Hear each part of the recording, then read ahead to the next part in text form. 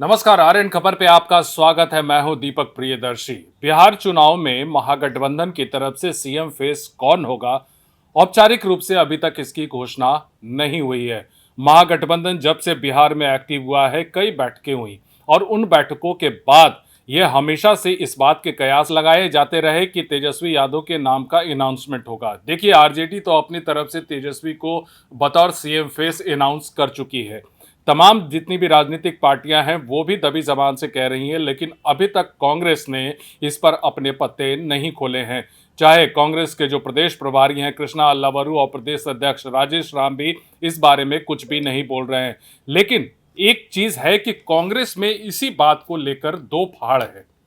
दो फाड़ हम इसलिए कह रहे हैं क्योंकि एक नेता हैं अखिलेश सिंह जो कांग्रेस के प्रदेश अध्यक्ष थे। अभी हाल में राजेश राम से पहले कांग्रेस के प्रदेश अध्यक्ष थे। आरजेडी का उनका बैकग्राउंड है, आरजेडी की तरफ झुकाव भी है और इस बात का आरोप भी कई बार कांग्रेस में लगता रहा है कि अखिलेश सिंह कहीं ना कहीं आप आरजेडी को सपोर्ट करते हैं या फिर उनका झुकाव है।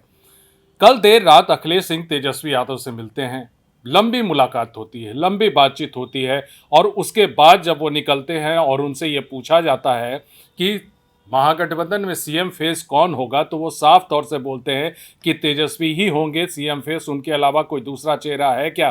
देखिए, ये बात अखिलेश सिंह ने कोई पहली बार नहीं कही है। इससे पहले भी जब प्रदेश अध्यक्ष पद से उन्हें हटाया गया था और उनसे इस बारे में जब पूछा गया था तो उन्होंने उस समय भी कहा था कि तेजस्वी यादव के अलावा कोई दूसरा चेहरा है क्या।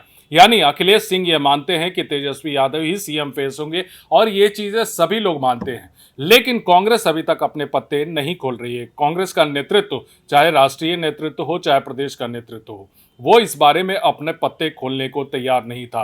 कल तेजस्वी यादव से लंबी मुलाकात होती है, सीटों को लेकर भी बातचीत हुई है। क्या बातचीत हुई है इसका खुलासा अखिलेश सिंह ने नहीं किया है और आरजेडी की तरफ से भी कोई आधिकारिक बयान इस पर नहीं आया है। लेकिन इस बात के कयास लगाए जा रहे हैं कि कुछ न कुछ अंदर अंदर कुछ पक रहा है और इस तरह से अभी देखिए महागठबंधन की बैठकों का दौर जारी है। कोऑर्डिनेशन कमेटी बनती है, तमाम जितने भी राजनीतिक दल हैं उन राजनीतिक दलों के बीच में सीटों के बंटवारे को लेकर भी बातचीत होती है।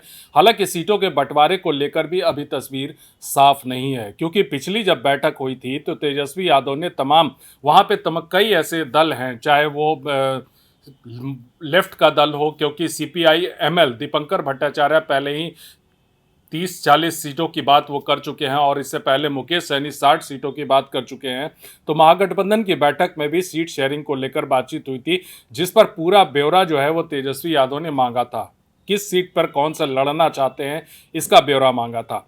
साथ ही साथ उन्होंने ये भी बोला था कि नाम भी बताइए कि किस सीट से संभावित उम्मीदवार कौन होंगे। हालांकि इस बात का विरोध तमाम राजनीतिक दलों ने किया था कि नाम का अनाउंसमेंट या फिर नाम की बात, संभावित नाम हम अभी नहीं बता सकते, ये फिर पार्टी का अधिकार है कि पार्टी उस सीट पर से किसको टिकट देती है। लेकिन इस बार महागठबंधन सरकार बनाना चाहती है, आरजेडी सरकार बनाना चाहती है, तेजस्वी यादव को सरकार बनानी है और सरकार बनाने के लिए एक एक सीट पर फूंक फूंक कर कदम उठाया जा रहा है। यही कारण है कि तेजस्वी यादव चाहते हैं कि जो सीटें महागठबंधन के तमाम अन्य दलों को दी जाए वो उसमें जीतने का मादा वो रखता हो और कैंडिडेट भी ऐसा हो जो जीतने का मादा रखता हो। लेकिन सीएम फेस को लेकर कहीं ना कहीं जो है वो फॉर्मल अनाउंसमेंट, औपचारिक रूप से जो इसकी घोषणा होनी चाहिए वो अभी तक नहीं हो पा रही है और कांग्रेस इस मामले में दो फाड़ है। क्योंकि एक तरफ अखिलेश सिंह जो कांग्रेस के बड़े नेता हैं वो कह रहे हैं कि तेजस्वी यादव के अलावा दूसरा कोई चेहरा नहीं है